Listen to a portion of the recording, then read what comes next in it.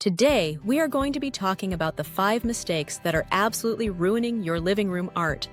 I see this all the time, and honestly, it breaks my heart because people spend good money on beautiful pieces, but then they make these simple errors that completely kill the impact. You know what's crazy? Most people think if they just buy expensive art or find the perfect piece, their room will automatically look amazing. But here's the thing.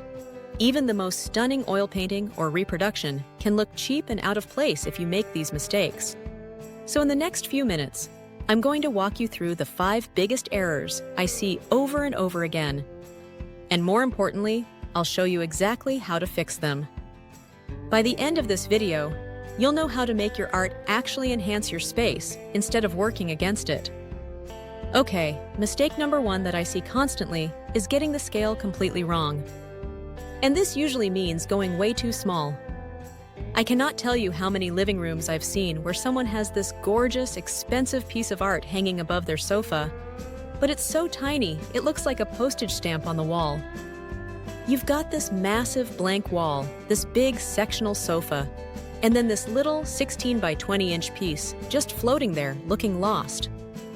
Here's the rule that most people don't know. Your art should take up about 2/3 to 3/4 of the width of whatever furniture it's hanging above. So if you have a 90-inch sofa, your art or art grouping should be somewhere between 60 to 70 inches wide.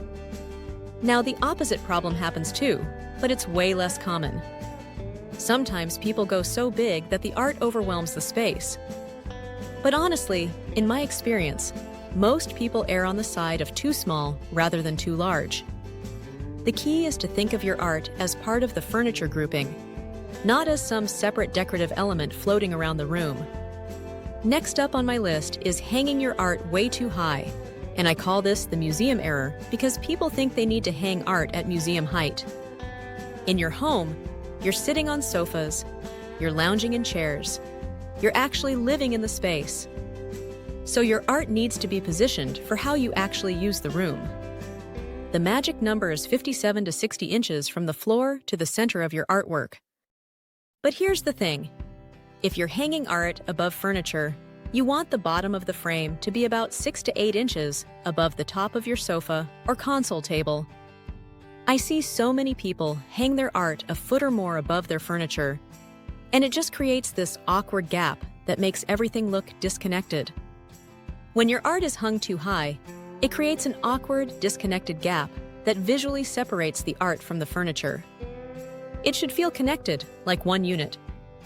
And by the way, this is especially important with oil paintings and textured pieces, because when they're hung too high, you lose all that beautiful detail and texture that makes them special in the first place. Now here's where things get interesting. Mistake number 3 is completely ignoring your room's existing color palette when you choose your art. But wait, before you think I'm saying your art needs to match everything perfectly, let me stop you right there. That's actually another mistake I see all the time. The matchy-matchy trap, where people pick art that exactly matches their throw pillows or their curtains. What I'm talking about is understanding the overall mood and color story of your room, and then choosing art that either complements it or creates an intentional contrast. Let me give you an example. Say you have a room that's mostly neutrals, beiges, whites, soft grays. You could go one of 2 ways. You could choose art that stays within that neutral palette, but adds depth and texture, like a beautiful sepia-toned landscape or an abstract piece in warm earth tones. Or you could go the contrast route and add a pop of color that creates visual interest, maybe a piece with deep blues or rich burgundy that pulls out an accent color you have somewhere else in the room. The mistake happens when people either ignore color completely and just buy whatever they like without considering the room, or when they get so obsessed with matching that they end up with art that disappears into the background. Your art should either harmonize with your space or create an intentional focal point. It should never fight with your room or blend in so much that it becomes invisible. And here's a pro tip. If you love a piece but you're not sure about the colors, think about the frame. Sometimes a different frame color can bridge the gap between your art and your room's palette. The 4th mistake that absolutely kills beautiful art is terrible lighting and thoughtless placement. You can have the most gorgeous oil painting in the world, but if it's hanging in a dark corner or only lit by harsh overhead lighting that creates shadows, nobody's going to see what makes it special. I see this constantly with reproductions of famous paintings.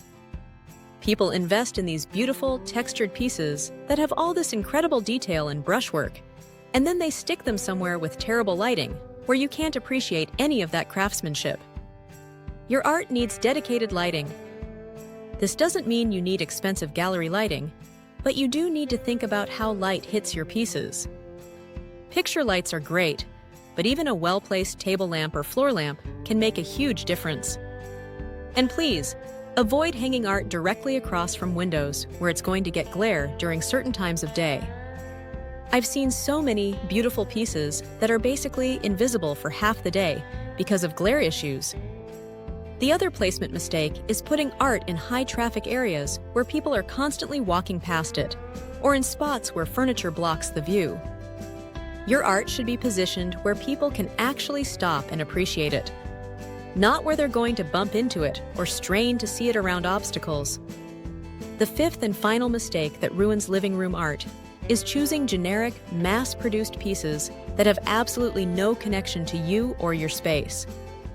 You know what I'm talking about, those bland hotel-style prints that you see in every furniture store.